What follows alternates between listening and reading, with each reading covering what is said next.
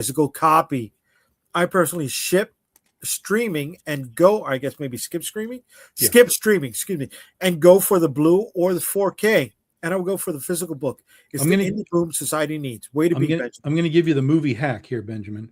You go at fucking 11 in the morning on a Tuesday when they're all in school. Yeah, here we go. Here we go. And welcome in, Mr. Calderon. Jay Dee, what's up, kid? How we doing? How you doing, guys? I'm sorry. I was I went out. Out. I went, I did the weird thing. I got out in the sunlight, and I walked around and I went to a park with the wife and lost track of time. Very nice. Spending time with the wife. Good. Listen, I didn't think I was going to make it tonight, but we did, right? So chiming in very quickly on the topic, is superhero fatigue real? What do you think? I was listening to Tom just before I came on, and everything he said was not true. I'm only joking. I don't know what the hell he said, but is super? I don't think so. I mean, I think it all boils down to storytelling and good stories. I mean, if you're telling a good story, I don't think. Listen, growing up, we knew what we grew up on, right? We grew up, we had, Chris Claremont, we had Frank Miller, we had Walter Simonson, we had those guys. But even then, we still had Marvel 2-in-1, right? Which I recently read, and it's just like good, fun comics, right? Like, that's all it is. It's like the old G.I. Joe comics. They're just good, old, fun comics. That's all they are, right? So I don't think, and I mean, even reading something like Invincible, and I read something else he had done, was it Dinosaur Man? Was that Super Dinosaur, right? Yeah.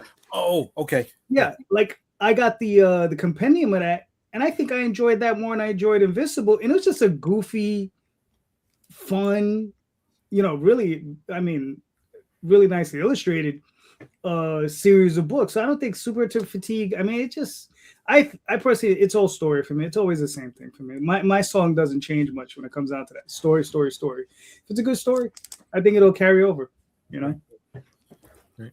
It's about executing at the end of the day, right? Exactly. So what did I miss? Start from the beginning. Not gonna happen. That's not gonna happen. But what we are gonna do is we're gonna show Marvin's book. Marvin launched on Tuesday, and he's already funded, ladies and gentlemen. Nice. Yeah, it funded Thursday afternoon. Way to be, Marvin. Way to be. Give us a heads up, brother. All right, so God's Thunder is Volume 3 of The Edge. If you've missed the Volume 1 and Volume 2, they are available in the Kickstarter. So this story is God's Thunder is an organization that hates people with powers. So they go and get someone with powers because they don't know how to fight, to eliminate anyone with powers who gets in his way. So they end up tussling with this 8-foot monster named Kyrie, who carries a hammer that he can throw, but he cannot retrieve. All right. You throw, but he can't retrieve. Okay. Well, he can't pull it back to him like a certain character from other. Yeah. A lovely golden locked individual. Yes. So, and also in this book, issue 11, we introduce our band called Bad Fad. Okay. With their number one hit, I'm just trying to get my life together. I'm actually writing lyrics for the song now. Now, Marvin, how old are the band members? They're in their 30s. Yeah, okay, that's about the age that I guess that hits you. Sure.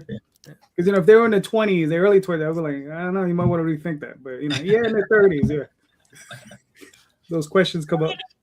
Yeah. We don't. I mean, if they were in their 20s, they'd be a pop band. They're not. They wouldn't be a pop. They would be lip syncing and dancing. There you go. Mm-hmm. So it's collecting issues 10, 11, 12, 13, and 14, right, Marvin? Yes, sir. My man. And 14 is a double-sized issue because I couldn't find a really good break because it was originally issue 15 was the end of the story, but I didn't find a good natural break, so I just decided to keep going. Okay. So you'll have volumes 1, volume 2, volume 3. Volume 3 does have an exclusive to Kickstarter cover, which will not be used outside of the Kickstarter. Very cool. And then issue 14 has that cover exclusive to Kickstarter also. That's a very cool. The original art's already gone. That I did, and I am going to add some more original art because people were asking. So I'll get some more in there. And this bad boy is part of a special collected trading card set. Isn't that right, Marvin? Yep. So 9 card set. Once all cards are assembled, like Voltron, there is an image on the back side. Here we go. That is unlocked and is added to all physical tiers. So we've already got cards 1, 2, 3, 4. 5 hasn't been released yet. 6 has been released. 7 has been released. 8 and 9 have not been released yet. Correct? Am I right with that, guys? Sounds right. Mm-hmm. Right? So there's 3 more cards waiting to be released, guys. But there's 6 that are available, and the late pledgers are still going for that. So jump on it. Jump on it. And that's your Wham stand? So we're doing character standees now. So by Wham. That's what it looks like. Very cool. Oh, cool. That's cool. And the hot sauces you were selling in North Carolina are available? Yes, hot sauce is available through the Kickstarter. Is a habanero blend. It's got a kick, but then you get flavor after the kick. So it's not all heat like other hot sauces that I hate. I hate anything that's really just hot for no reason. Yeah, I agree with you. So you got Beyond Insanity. I like that. So it's available for it's good for wings. Burger, pizza, bratwurst, stews, dumplings, marinades, soups, and Bloody Marys. That's what I'm talking about. Bloody Marys right there, baby. And then there is a poster. So you get the hot sauce, you get the poster of the image that's on the bottle. Oh, very cool, man. Oh, that's nice. Very cool. And you got cafe also? Yes, sir. It's what is it? Rum? Spiced rum. Spiced rum. Okay. So the root beer, I'm trying to figure it out. Because I get a lot of international backers. Can I ship a can of root beer overseas? Probably not. No, you can't. Yeah, probably not. So not even because you couldn't do it like legally. It would like explode, right. in the And that's my thing. I'll I'll to probably go by boat. And then it has to be local pickup. Maybe I don't know. I don't like people ship soda on trucks, but I'm scared to ship it. I don't want anyone to get it and it explodes in their face. Bro, DHL, USPS, UPS, they toss that shit across the truck. Right? That's what I'm worried about. Or not even the explode, like the can getting cut and then it leaking. Yeah. Would there be an option of depending on like they call them soda streamer or you make your own soda? Could you give like the condensed version so they could like carbonate it themselves? I possibly do that. So the company that makes the soda, Barmy, the way our deal works is that they will make whatever we ask for. Oh, so as long as they can get flavoring, they will make it. So I've had ideas on some stuff, and I'm kind of scared to say something because so a few maybe 20 years ago, there was an ice cream company here in Pittsburgh that told people we'll make anything you want into ice cream. That was a mistake because you left a blank box on the website. And people are going to say and do things that makes absolutely no sense. So they were making ground meat ice cream. They were making steak and pork ice cream. And they found out that if you don't clean the filter well enough, something's going to happen with bacteria. Liver and onion ice cream. Yes, everything was on the table. Like I saw some of the requests, and I'm like, "Are you like, ew? Why? No one's going to eat that. Why would you even ask for that?" See, that's like when we have polls now for like, hey, we've got this new police boat, and you get to name it, and everybody's like, call it Boaty McBoatface. Like, stop it. So they ended up changing it and making it drop down menus with things they approved of. It's because after it was like 3 months they allowed everything under the board. Like they made spaghetti ice cream. Okay, I'm disgusted. I'm sorry. I'm actually interested in the spaghetti ice cream, and I feel ashamed saying it out loud. Right. So I have to be smart. It's got real noodles in it. Yeah. Oh, it did. Like they just make spaghetti and then put it into the.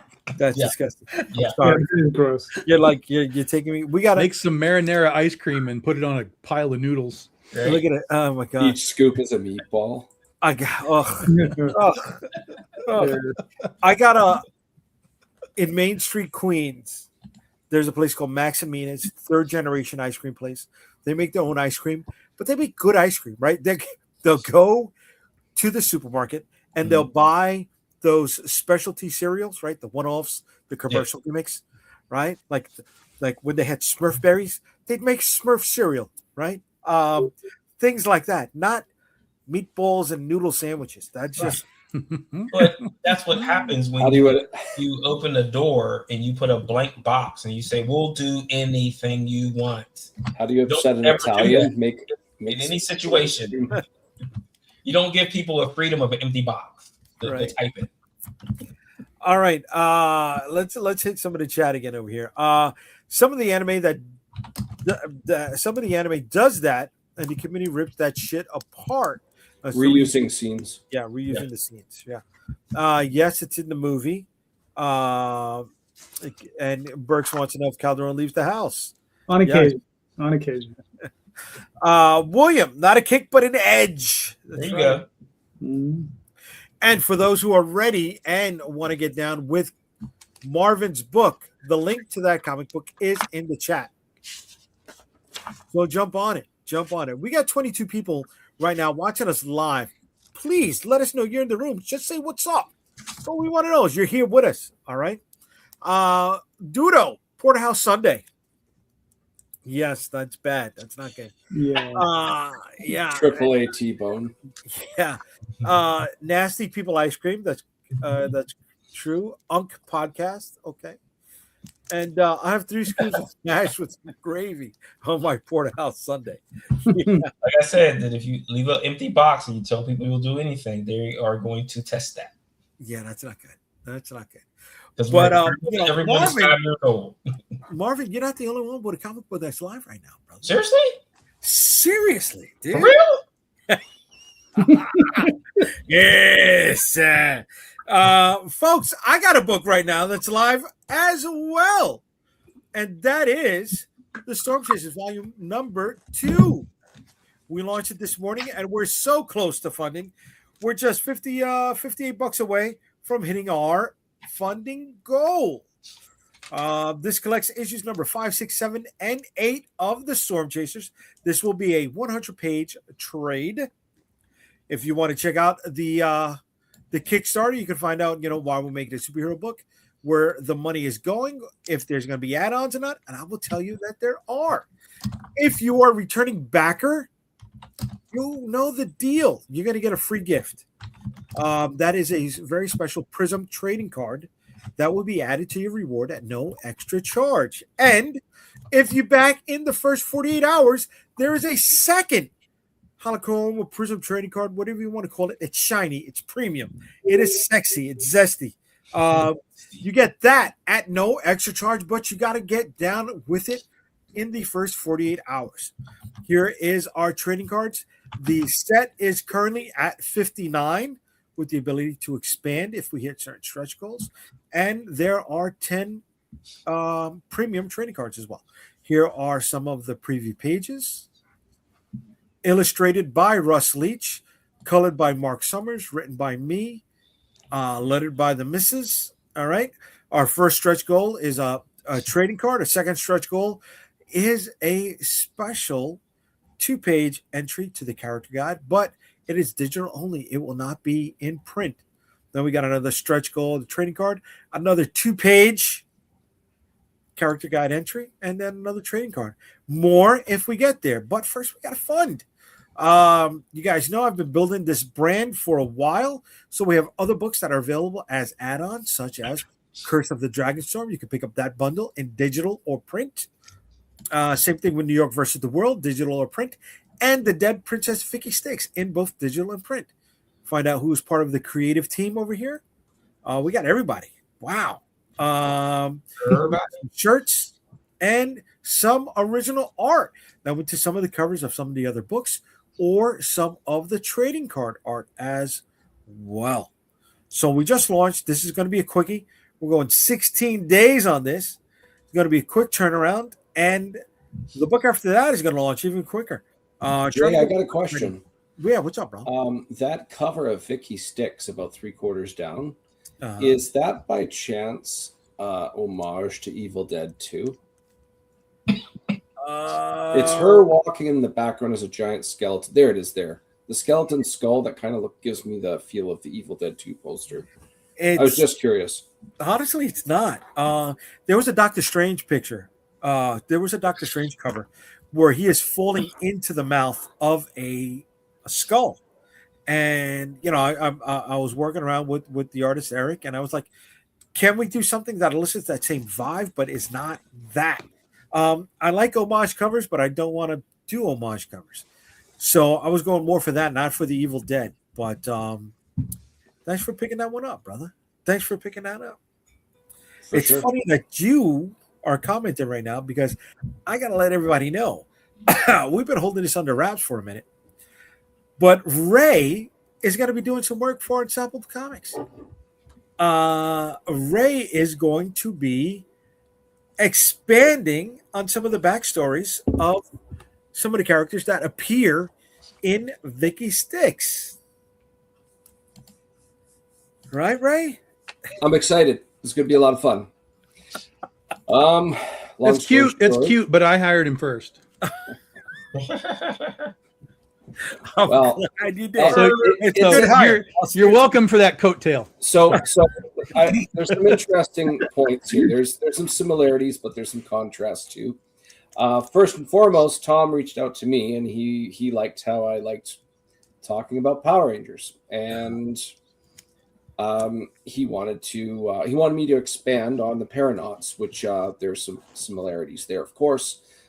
In Jay's scenario, I reached out to him first, and I said, looking at your character Wendy, I live 20 minutes away from where that story took place. I lived there for a handful of years, and with you living in your area and me having experience out in that area, I think there's a cool story for Wendy being in between those two areas. I think we could really churn out something cool. So he liked my terms, and here we are off to the races. Terms? I didn't. You gave him terms. Those are all the That's terms amazing. I gave. Those are all amazing. Terms. Those are all. I was just like, do it. Like, just get it done. What are you waiting for? Hurry up. Ray, if you need someone to negotiate your contract, just reach out. That was my negotiation. I said, pick me. And he said, yeah, that was the whole thing. Ray brings authenticity to the project, and I love the fact that he's expanding on the backstory. So what's going to be happening with Ray is his 8-page stories will be stretch goals, right? They will be digital at first. And once we complete the story, then we'll put it into a printed Each page product. is a stretch goal, so if you only unlock 6, you only get 6 of the story. That's pretty much it. That's pretty much it. Yes. There's a gimmick, baby. We got to make money with this somehow. You know what I'm saying? You want to know how it ends? I need 2 more grand. Let's go.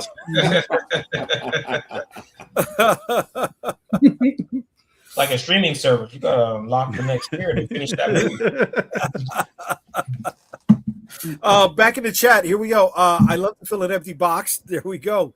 So Marvin, he's gonna take you up on that ice cream story.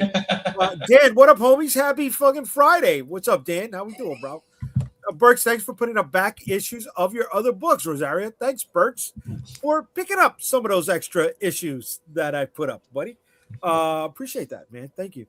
And here we go. Nice. I guess he's commented on Ray joining the Unstoppable family. There'll be more on that next week. Next week, we're going to be doing an Unstoppable only episode. So we're going to only have Unstoppable people here. Unstoppable only. That's it. And we'll dive more into that one next week. And then Burks comes back with, hell yeah, Ray writing a Wendigo story. That's right. It's interesting. So Calderon and Marvin, we're going to have a show next Friday. You and me, all 3 of us. Is it going to start at 8 o'clock? Yeah, we'll call 8:05. We'll start at 8:05. The Stoppable podcast. We're gonna turn Last one episode. And Comic Book Streamland is part of the Unstoppable family as well. So in case you didn't know, Now you know. Oh, folks, the links to both of those books are in the comments. So jump on them when you get the chance, please. All right. Marvin, how much more time you got left on your book? A lot. 43 days. Yeah, 43 days. 3 days. Okay. Okay. I got 16. He's gonna have another birthday before that's over. I'll let it ride. Let it ride. All right. So before we went into showing the books, guys, we were talking about the constant reboots, right? And how that's affecting some people. But there are properties out there that do reboots on a regular basis. Ninja Turtles reboots approximately every 5 years, right? Power Rangers reboots every year. So how does that counter what you guys were bringing up before? Does it work for them? Should it not work? Well, in the Power Rangers, it's a complete reset, new robots and new outfits and new people and whatever within reason. Yeah, but it's not. But still exist at the same time. Oh, you're right. Yes, it is a universe. Yes. It's just a refocused. We're going to talk to the dinosaur guys. We're going to talk to the whatever guys, the car guys, whatever. Yeah. Ninja Turtles is interesting because it does reset all the time. But I mean, that's also its history. It was originally a dark comic. It became a Nickelodeon weirdo show, Cowabunga dude. And it was constantly, its history is reboots. What can it be now? What can it be now? What can it be now? But it always kind of has its foundation of, it's the four guys, it's the rat, it's the shredder. And here we go with new art style or, whatever they want to do. So it is interesting, but I think with the Turtles, it's just, that's understood. But you don't really get, it doesn't become, what would be a good example? It doesn't become something that isn't still what it is, right? It still is four Ninja Turtles, generally eating pizza, generally fighting ninjas, generally in New York, generally with a chick that follows them around. Isn't there are there six turtles now? That's true. There are more now. Yeah, I thought it was 5. No, there's 6. There's the female, and then there's another one. There's the 6th one. Yeah, the one bad with guy. Wolverine claws. No, he's a turtle. I don't know. Are they still naming them after famous artists? Yes. Well, the girl is Venus, right? Yeah, Venus. I don't know who the other guy is. I know he has Wolverine claws for weapons. Mm-hmm. Jenica. That's a woman or a male? They're girls. They're both girls. Jenica and Venus are both girls. Okay. Yeah. They're both female. Okay. So, Carol, let me ask you this. Somewhere in the middle of that is a property like 007. It started off as a book. They don't produce any more prose for it, right? But they're constantly rebooting the movies. That is something that sits in the middle. How does that apply to what we're talking about tonight? Well, I mean, I think I prefer Godzilla, but 007. That's an accurate comment. All right, is like, but 007 is a lot of fun. Yeah, I don't know. How many Ian Fleming novels were there? Was 16 of them? I don't know. Yeah, they're way past just adapting the books. Way past that. And it's a matter of like, can they keep it up, right? Like,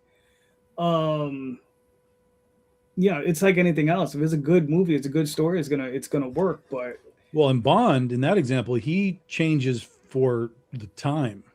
So right. Connery in the 60s is nothing like Roger Moore in the 70s and 80s, and then on. So they reset him in a spy sense, for what they needed to be in that generationally sound. Generational, yeah.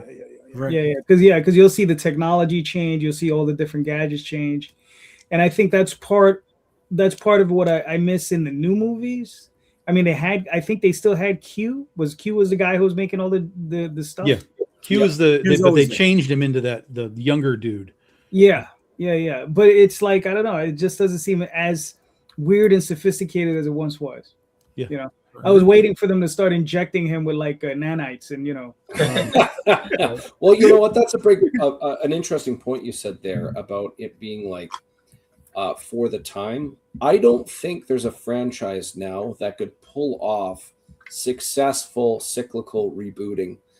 Ninja Turtles, James Bond, Godzilla, Power Rangers, they all exist back at a time where it was unique compared to other stuff. It's not like they were rebooting Spider-Man all the time in the 70s, but like those 4 franchises, for example, they're still going from an older era, so it's almost expected. But I can't think of any franchises right now that could pull that off.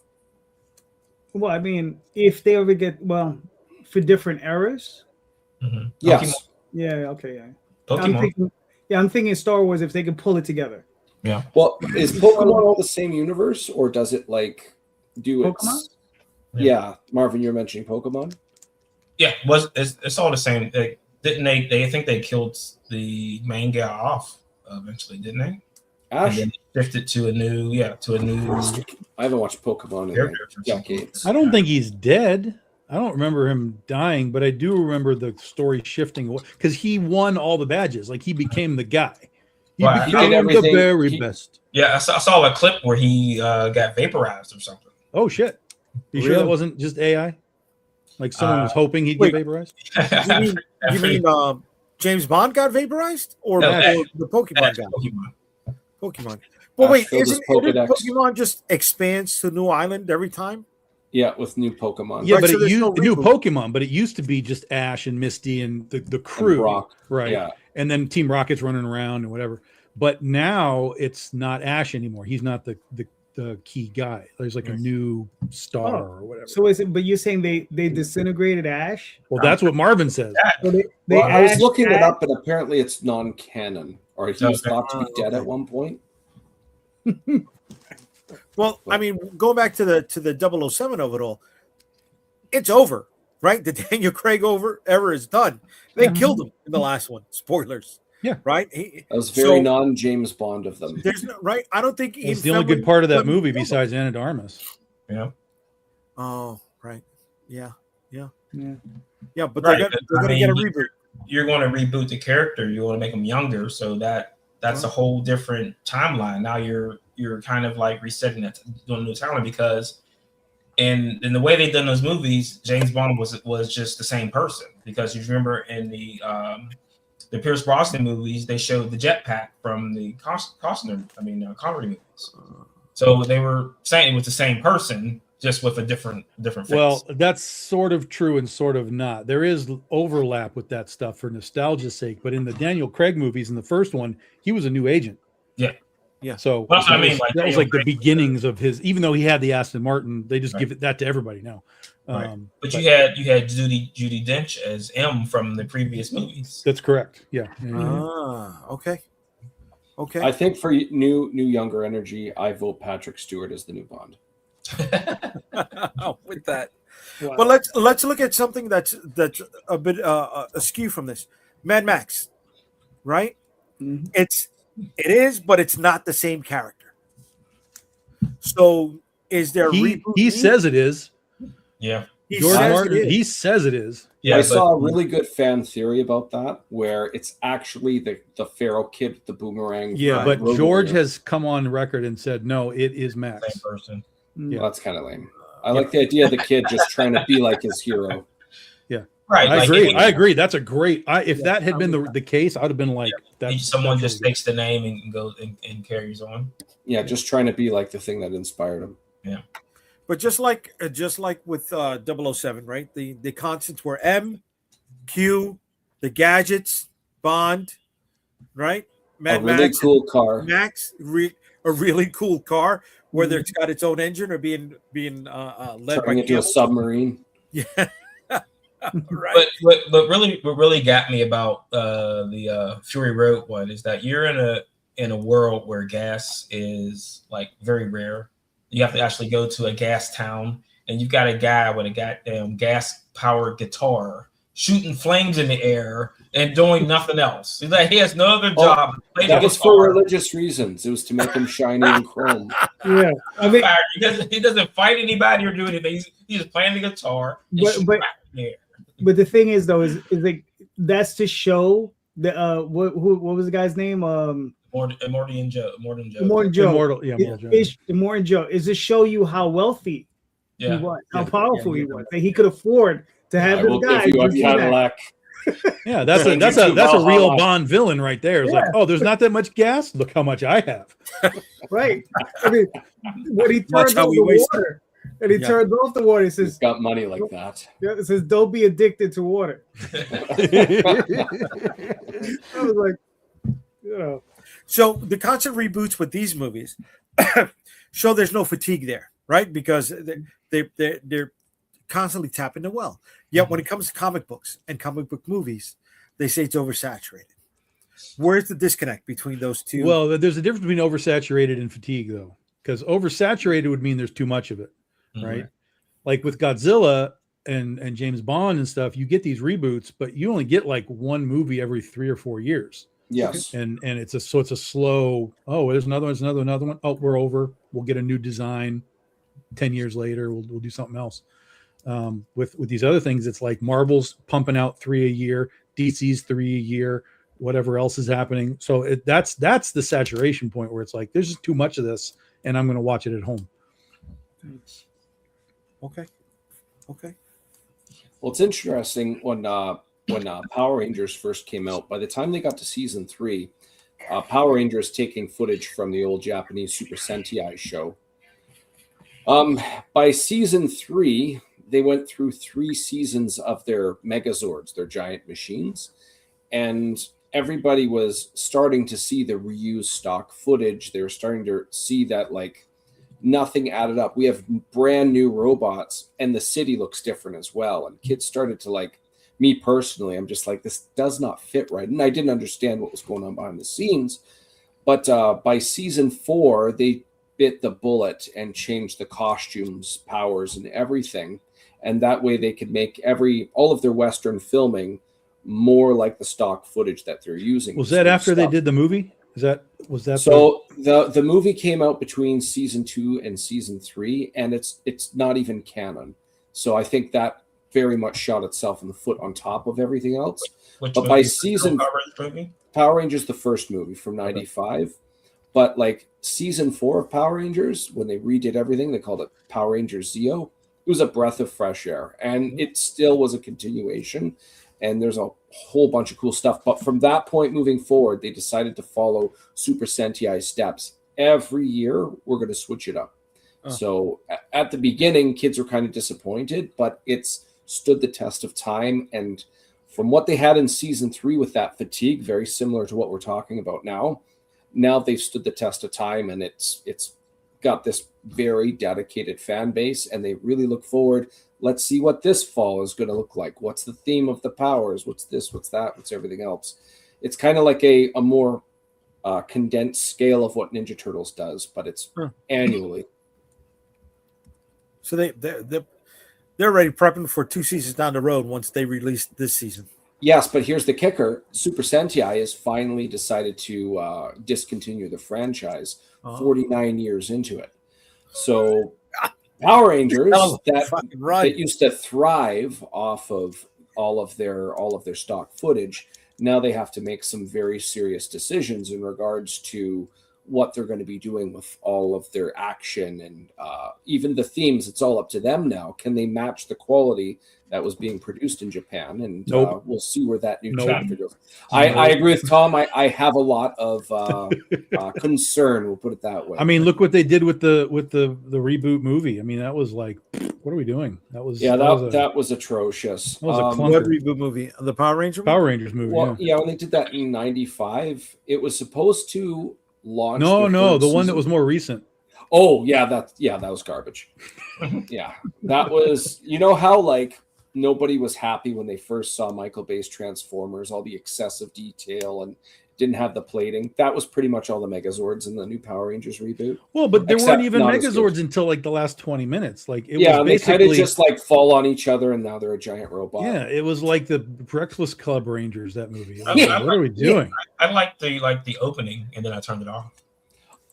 Yeah, I mean, there's some interesting thought process, like making Rita the Green Ranger. Yeah. That's why she had the coin. I Yes. thought that was neat, but overall, there's a certain je ne sais quoi about how the stories are approached and the quality of the action and stuff in the Super Sentai universe, where they just can't seem to get that right on the Power Ranger side.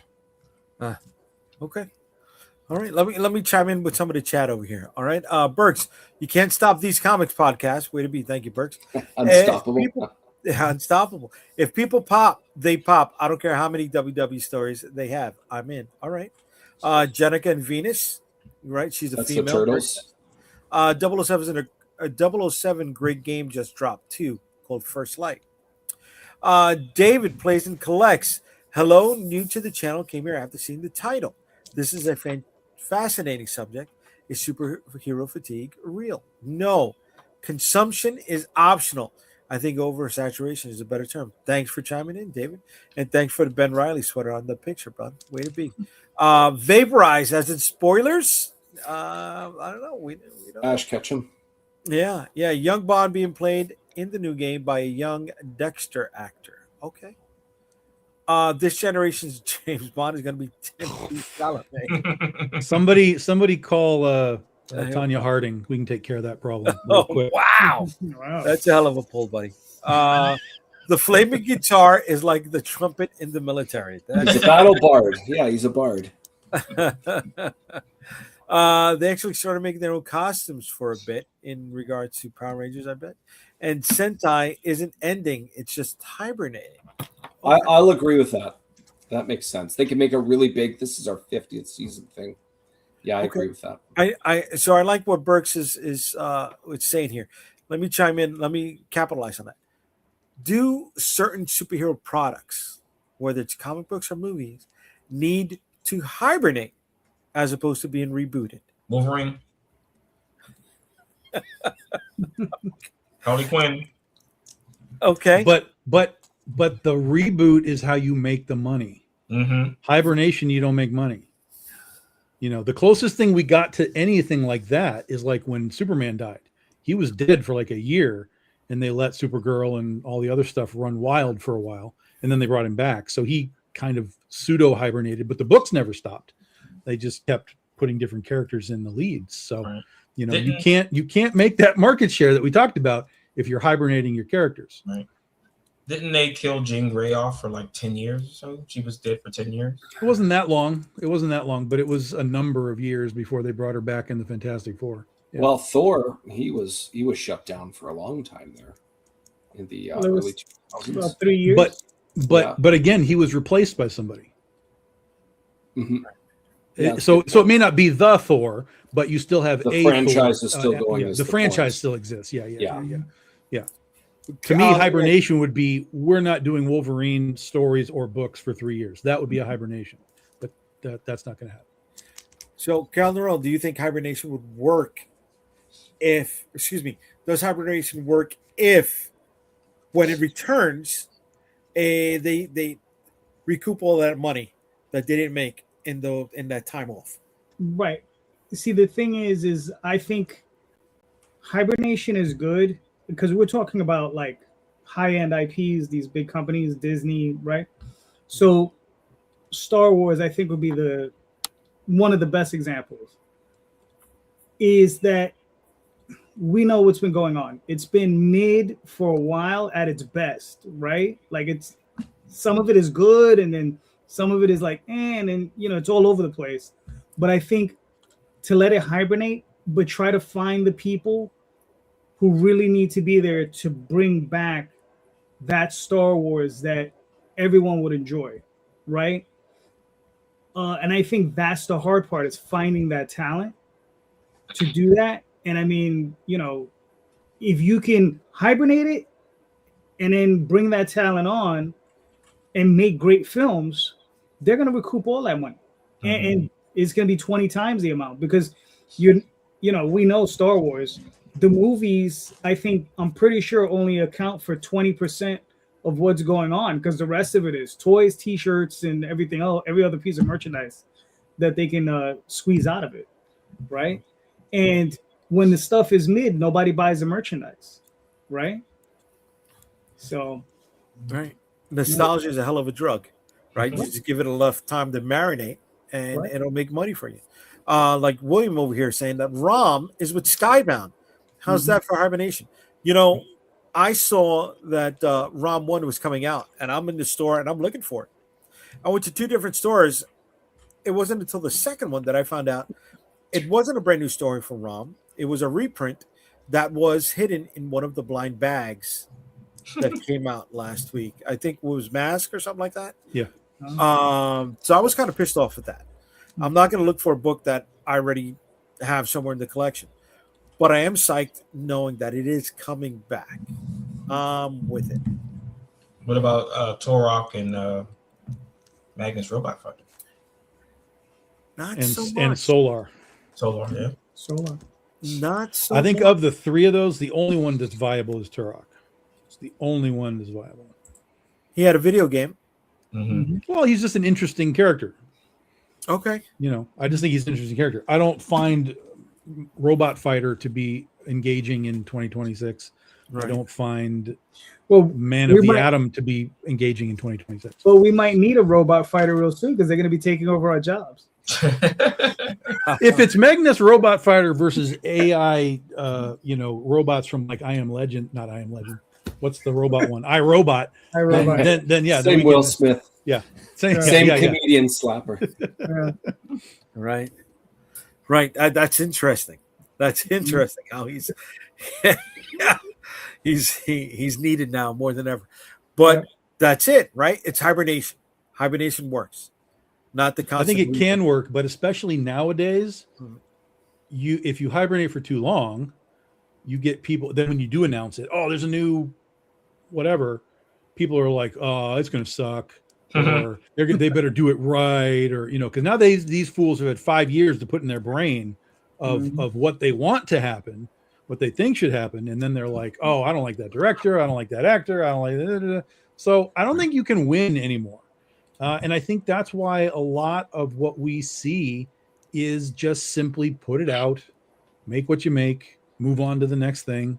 And occasionally you hit a vein like Absolute that works really well. And they milk the hell out of that for as long as they can milk the hell out of that. And then they'll have to find something else eventually. So something like, okay, Ray. Oh, I was just going to say, I think I have a possible solution, but again, this is conceptual. Practically, I don't know if you could ever pull this off, but anytime in industry, if you're running any type of equipment, say you make something for a factory, there's wear and tear, no different than putting oil in your vehicle or rotating your tires. You need a time where you have scheduled maintenance. So if you have something running all year long and twice a month you have to shut down the machine for a week and make sure everything's still running well, I think a lot of these franchises would benefit huge for not necessarily a hibernation, but a scheduled time. Okay, it's going to go from this time to this time. It will be back again. And then even if that's 2 months hiatus or whatever the case is, I think that would be very beneficial. Okay. So, Marvin, let me ask you this, bud. Mhm. Star Trek is now in that rotation, right? Yeah. There's not going to be any new Star Trek property or main Star Trek for a minute, for the first time in what? Since the 90s? Yeah. Whoa, knows. Since you had- Generation, right? Generation. Since Deep the Space end Nine. of Voyager. So, right, but there was a gap between Deep Space Nine and Voyager. No. There was a gap between Voyager and the new movies. Oh, okay. I'm sorry. All right, about so 5 years or so. Mm-hmm. but in the recent memory, you had the Picard series, you had the cartoon, right? You had the Well, they've been pumping out Future stuff series? since Discovery, like almost 10 years ago. right. So yeah, Mhm. So, do you think that the higher ups over there at Paramount see the writing on the wall and say, "Hey, we got to put this to bed for a little bit," or are they doing that for a different reason? I think you're looking at the body of work. And if people are figuring out that the body of work isn't very good in a ratings tank, you're going to say, get it off the air because no one wants to watch it right now. So you take a break. You want to quit when you're ahead. Yeah, bring it back, and then all of a sudden people start missing it. So you have to wait for people to start missing that thing, and then you bring it back. But how do you bring it back though? Like, are you going to bring back Kirk and Spock and all those guys again? Because you're you're leaving yourself with no room to move forward. Like they should have did a Worf show a long time ago, and they had momentum from Picard, and you kind of dropped that and said like we're not going to go forward with this with was it 7 of 9 as the captain on a series. Yeah, you had the SS Titan. Yeah, you had the Janeway thing in the pipeline, and you kind of didn't go that way. But so Picard's Kid and Q doing their own thing. Where do you once you decide to come back after 5, 6, 10 years or whatever, where do you start? They're kind of in a position where they don't know where to go. There's a sweet spot, and it's obvious they've gone past that that window. Well, and their thought process was just keep going into the future. That's where this academy, Starfleet Academy, just went batshit into the future. But it was such a fucking terrible show that. Well, I mean, I think you missed the boat with Starfleet Academy back in Next Generation, because that was supposed to be a spinoff of Next Generation was Starfleet Academy. Yeah, and you could drive that with Wesley. You could have had a character that moved over there, and you could have had it done. Yeah. What wasn't there a show with Michelle? Was it Michelle Yeoh? Yeah. Was that Section any 32 good? or something? I never saw it. It got ripped apart. Star Trek 31. Yeah. Yeah. But I never saw it. That's the one where Michelle Yeoh was Spock's sister or something like that? Right, but if you remember, it was Section 31. So if you remember Section 31 from Deep Space Nine, they were the background, the guys in the background who were doing all the dirty work. They were Men in Black. Yeah, they were Black Ops. Right? Yeah, where Starfleet was supposed to know what they were doing. Mm-hmm.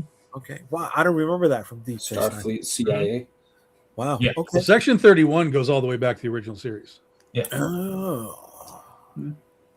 Okay. So I mean, and again, you had something there you could have built from where like a Black Ops Star Trek show. Okay. Yeah. But I don't know what their plan was, but it kind of exploded in their face. Well, Section 31 happened when Discovery was happening. Discovery was failing. Yeah. And so they were like, well, that's done. And then they were focusing on the only thing that's really, truly kind of worked was Strange New Worlds, the Pike show. People were genuinely, and even I came to that show just late, and I watched the first, 3 seasons or whatever. And I was like, oh, this is actually pretty good. Yeah. 4th season, I guess, is coming soon. But even in that, the 5th season is not going to be a full season. It's going to be like 6 episodes and be done. Get it over with. Yeah. I hope it gets a good finale. Yeah. Burks wants to know what about Enterprise? When did that So what show? he's saying is that was after Voyager, but after Enterprise, there were that window and then the movies. I thought Voyager. Enterprise. Which one was Enterprise? Who was the captain? Was Enterprise that was Scott Bakula. Yeah. The right? Quantum Leap guy. That one ran 3 seasons, and then a 9/11 happened, and everything kind of went. Yeah, because it's funny. I couldn't watch like the first season. I tried watching, I couldn't do it. But everybody said the last season was really good, and I watched that, and the last season was really good. Yeah, the last season with the time war and all of that, it's insane. The first season is unwatchable. Okay. Unwatchable. Yeah. Second season's better. It's okay. But then when you do the final, it's a terrible finale. Like the final episode is batshit. Right. But Now Good. Like they were going back in time. Is that the one where they did the thing with like they had the little trilobite thing? They were going forward and back all the time. Like they went forward and they saw like the Enterprise J, and it was some crazy weird ship and stuff. Yeah. So they were moving back and forth through time all the time. Okay. All right. And William says they turned the series into a movie, not going to end well. Much like The Mandalorian. Yeah. Well, Star Trek wasn't serious; it became a movie. Star Trek was a series that became a movie. That's right.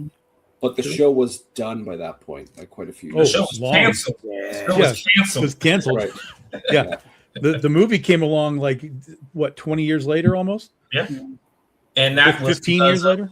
What because Star Wars was what back sci-fi back, and then they Star Wars helped to give it a boost, Yeah. but it was Star Trek succeeded in syndication because it was just running as reruns, Mhm. all through the 70s, and then sci-fi started happening, and they were like, oh, well, we got a thing sitting on the shelf. Let's do that. So what about the Stargate show that Amazon pulled the plug? Oh, I don't care.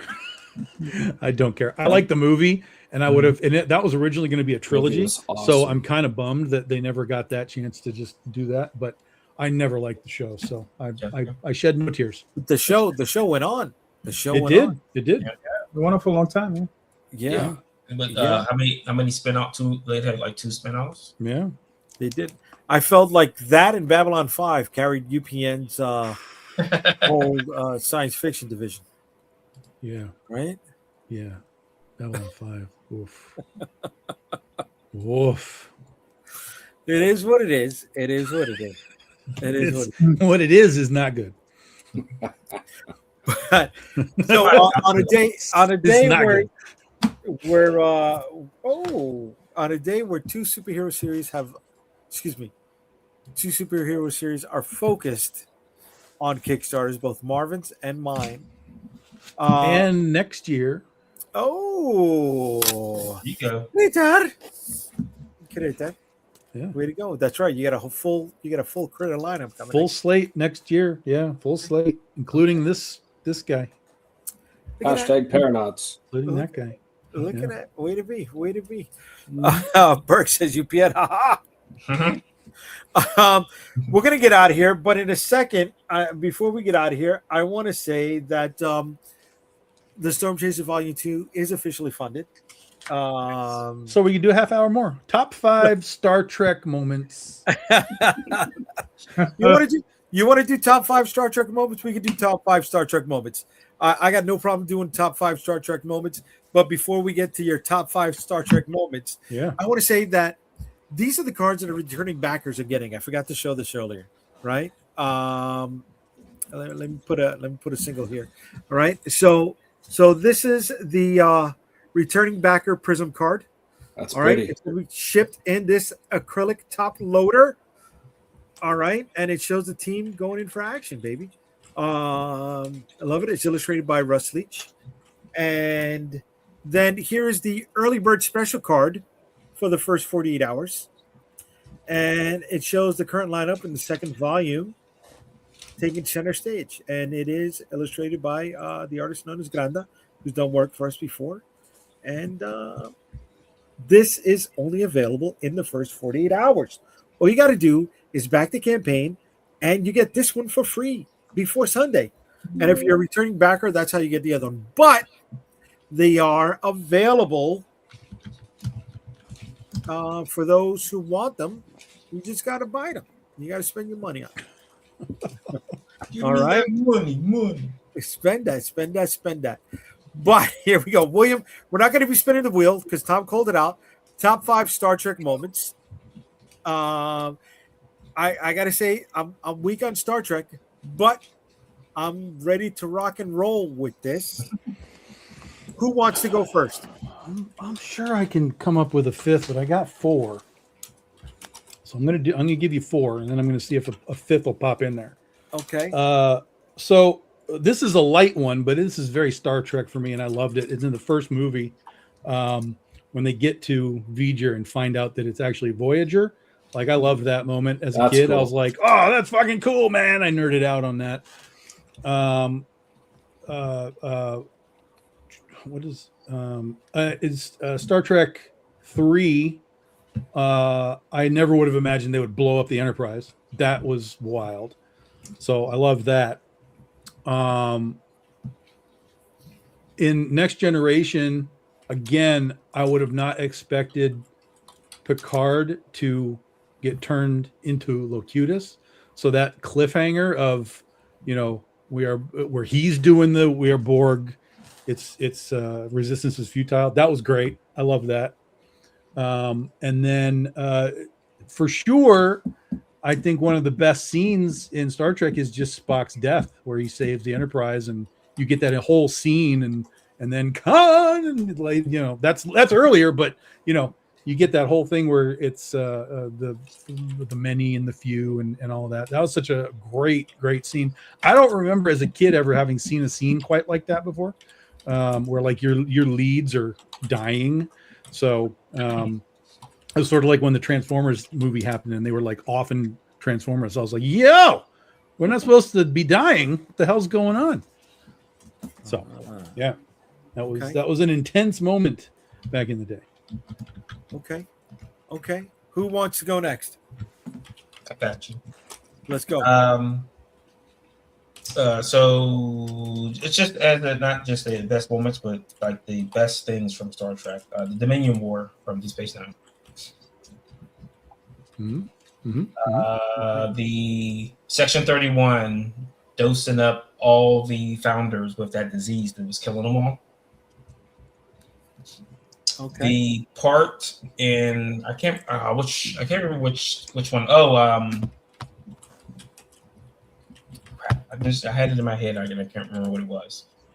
The scenes when they reused the scene of the bird of prey being destroyed in one of the movies, they used in Star Trek 3. They reused the same scene in another movie later. In Star Trek 6, yeah. Yeah. Oh, wow. Okay. And then why does God need a starship? Yeah, no, why does God need a starship? It's good. It's good. It's the only moment of that movie that is like of any use. Yeah. Okay. It's good. All right. Ray, Calderon, either one of you ready?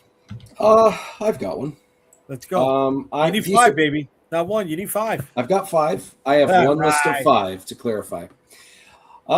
These ones are in no particular order, and some of them were taken, so I'm just cycling through the first things on my mind. Voyager's Return Home. Loved that episode. At the end, that was like big payoff. I enjoyed it. First appearance of the Borg, where Q is like, check these space zombies out. That was terrifying for concept. In Star Trek Picard, I liked everything that was done with Worf. Worf was, I loved how his character was evolved, where he seemed to have integrated both who he is and how he was brought up and what his lineage was. He seemed to have that. He seemed to figure himself out. I really appreciated that. The episode in Star Trek The Next Generation called Identity Crisis. That's where Geordi turns into that veiny alien thing.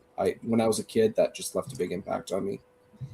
And the last one, although the reboot movies of Star Trek aren't that huge, I do like the idea of Spock versus Khan by reversing the roles and killing off Picard, or Kirk, rather. Okay. I did like the concept of exploring that fight. Into Darkness is a wildly underrated movie. But yeah, those are my 5. Okay, I like that. All right.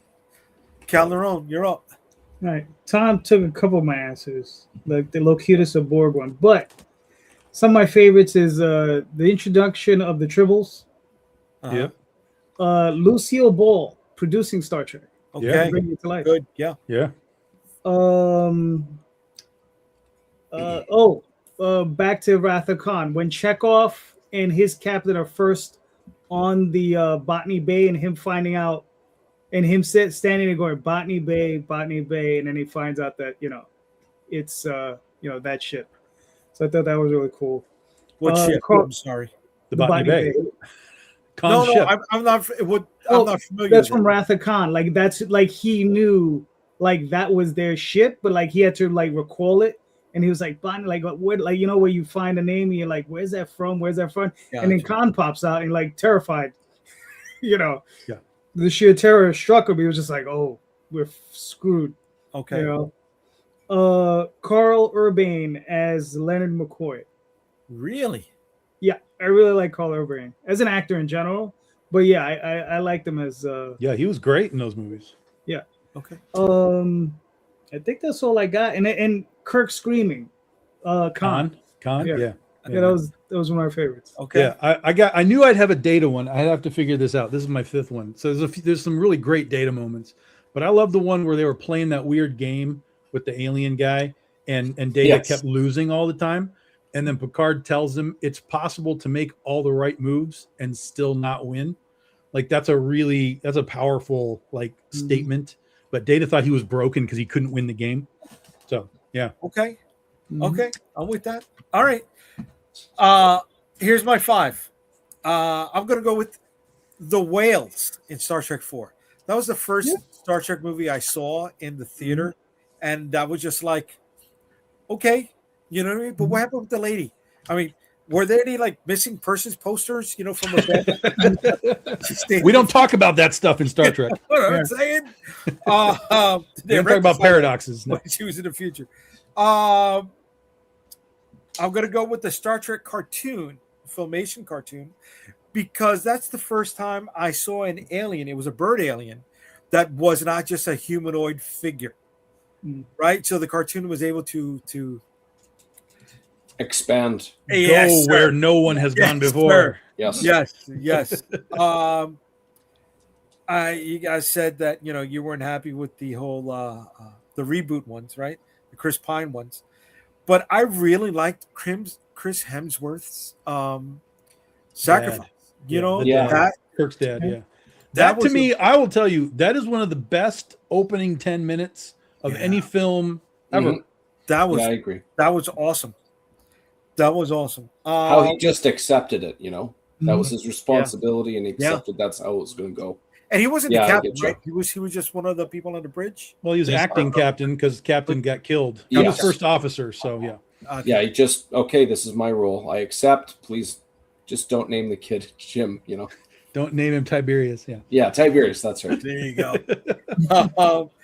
Much like Calderon's behind the scenes thing with Desilu, I am psyched with the backstory of how the transporter was created to save money. Right? That's how they were getting to the planet. Oh, I thought you meant literally in universe. They were like making. I was like, no, you're right. Yeah. Yeah, Yeah. that was it. They couldn't show the ship. They spent too much money making a ship that was too small for them, right? So they just said, "Fuck it," They beamed to the Earth. So I like that. That's good. And my favorite Star Trek moment of all time goes to Deep Space Nine, Season 2, Episode 1. Avery Brooks shaves his head and brings back the goatee. Because the full head of hair was not working for Mr. Brooks on Season 1. When you go from a man called Hawk from Spencer for Hire to that and a full head of hair, it's like, how do you go from badass motherfucker to this? It was just like, and then when he shaved his head, it was like, it's on. The badass motherfucker is back, and he's the one running the goddamn station. Let's go. Side note: anytime Picard and Whoopi shared a heart to heart having a drink, that was cool. So, yeah, good call for top. So with Whoopi and him, like they were always implied that were they lovers at one point? Like it always seemed like implication. Guinan was an old soul, and she was a lot older than Picard. So, for Picard's age, he could confide in her in wisdom, if that made sense. Yeah, I get that, but I mean, it was also implied that they may have been lovers at one point. When they, when Picard was younger, obviously she was, always the age as she was. Right. Except in Star Trek Picard, where now she can choose to age if she wants to. Right. Yeah. No, I was just curious. I didn't know if anybody knew. I thought she was like Jadzia Jadzia Dax. Dax was cool. The immortal, but like a parasite at the same time. Yeah. Yeah. Well, But Dax is the immortal thing. Jadzia is just the body, and Jadzia, she's just host. a normal person. She'd die, and that's why the little bug had to keep moving from body to body. she dies. Yeah. Ah, In the final season, there's a whole new Dax in the final season. You didn't know that? no. Yeah, Is that why she went to go do fucking Tom, Hellraiser? She wasn't getting paid enough, so she was like, "See ya." Oh, And, really? but that's the trill. Yeah, but the part-time. trill is the little bug inside. Thing, That's the inside, right? immortal thing. That's So Dax. if Jadzia dies and Dax is in her, it will die too. Yeah. That's why they have the transfer ceremony where they're like, okay, we're going to get the bug out and put it into another body. Does the person that becomes the host get to pick? There's some sort of a. Oh, you mean does the bug get to pick who the host is?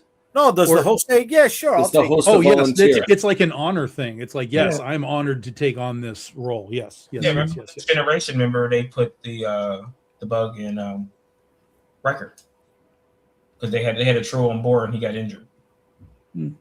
Does he die when they took him out?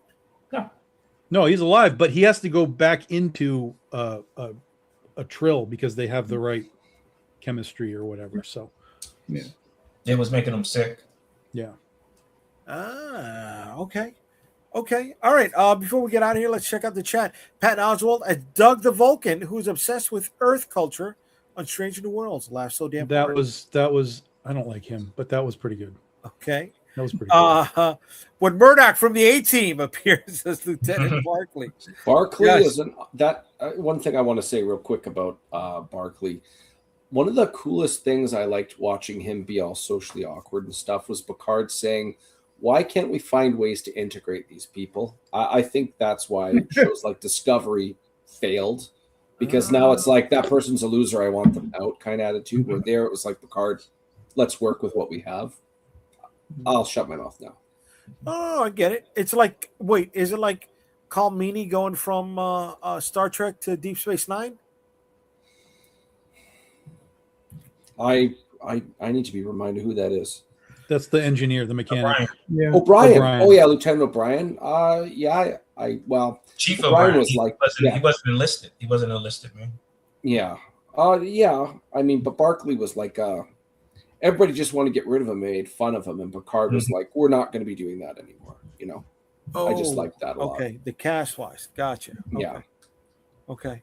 I thought you meant like a background character becoming so popular. They said, okay, let's give him more screen time on the other show. No, Barkley was like social anxiety and all that kind of stuff. Okay. Yeah. Okay. And William says Dax makes an appearance in Starfleet Academy in a way. Okay. All right. Guys, we went over the hour and a half mark. I want to thank everybody for joining us tonight. Before we get out of here, let's find out where people can find you. Starting with Ray. You can find me on Instagram as Raymond the DM, and you can also find me on Facebook as DM Ray, Dungeon Master Extraordinaire. All right. Calderon, where can they find you? Sunday night on the YouTubes. I think Tom will be there. Jay, you're taking the weekend off, right? Yeah. And we'll have other people. And next Friday, I'll be launching Dreamweavers #3 on Kickstarter. All right. So, Tom, where can they find you, kid? BigDogInc.com. Get your books. We're in the process of fulfilling 3 campaigns right now, so watch your mailboxes. And then we'll be back after San Diego Comic-Con for the next Legend of Oz installment in early August. But I'll be at San Diego Comic-Con with the AP crew, Antarctic Press. I'll be at their booth. We'll have some Critter exclusives and merch and all kinds of cool stuff. Nice. Marvin, let them know. Comicsburg.com and the edgecomic.com. The socials are there. And on Kickstarter for the next 41 days, where I'll be bugging people like it's my job. There you go, Ken. Waiting long enough, you're gonna take that time, baby. You're gonna take that time. Spread that mother. All right. And you can find me at unstoppablecomics.com. And for the next 16 days on Kickstarter with Storm Chasers Volume #2. And aside from that, here's all the other places where you can find us. Thank you very much. If you had a good time hanging out with us tonight, please hit those like, subscribe, and share buttons. All right. It's just going to help us grow and let people know that you had a good time. They could join us too. Have a good night, everybody. Good night. good night. Peace.